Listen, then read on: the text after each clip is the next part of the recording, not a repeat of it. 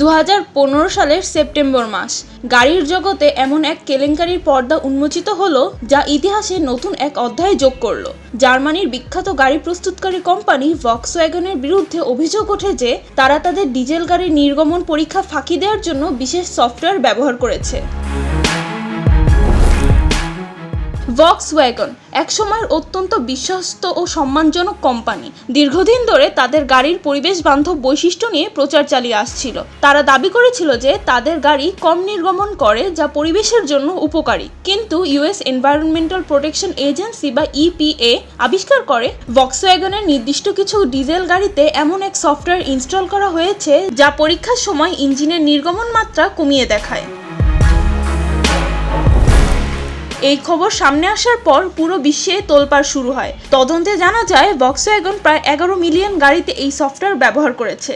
বাস্তবিক পরিস্থিতিতে এই গাড়িগুলো অনুমোদিত সীমার চেয়ে 40 গুণ বেশি নাইট্রোজেন অক্সাইড নির্গত করছিল। এটি শুধু পরিবেশের জন্য নয়, মানুষের স্বাস্থ্যের জন্য অত্যন্ত ক্ষতিকর।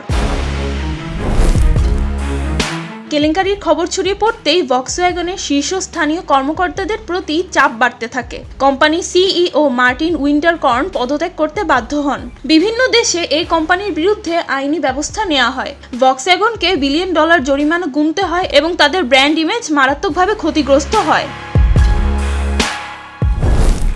এই কেলেঙ্কারির মাধ্যমে বিশ্ব জানতে পারে কিভাবে একটি বৃহৎ ও সম্মানিত প্রতিষ্ঠানও লোভে বশবর্তী হয়ে পরিবেশ এবং মানুষের স্বাস্থ্যকে ঝুঁকির মধ্যে ফেলতে পারে। এটি কেবল ভক্সওয়াগনের জন্য নয়, পুরো গাড়ি শিল্পের জন্য একটি বড় শিক্ষা হয়ে দাঁড়ায়। এরপর ভক্সওয়াগন প্রতিশ্রুতি দেয় যে তারা তাদের ব্যবসার নৈতিক দিকগুলো ঠিক করবে এবং ইলেকট্রিক গাড়ির উন্নয়নে মনোনিবেশ করবে। যদিও তারা তাদের সম্মান কিছুটা পুনরুদ্ধার করতে পেরেছে, তবে এই কেলেঙ্কারি তাদের বিশ্বাসযোগ্যতায় স্থায়ী দাগ ফেলে গেছে। ভক্সওয়াগন নির্গমন কেলেঙ্কারি আমাদের মনে করিয়ে দেয় যে প্রযুক্তি ও উন্নয়ন যতই এগিয়ে যাক না কেন, নৈতিকতা এবং সততার মূল্য কখনোই কমানো উচিত নয়।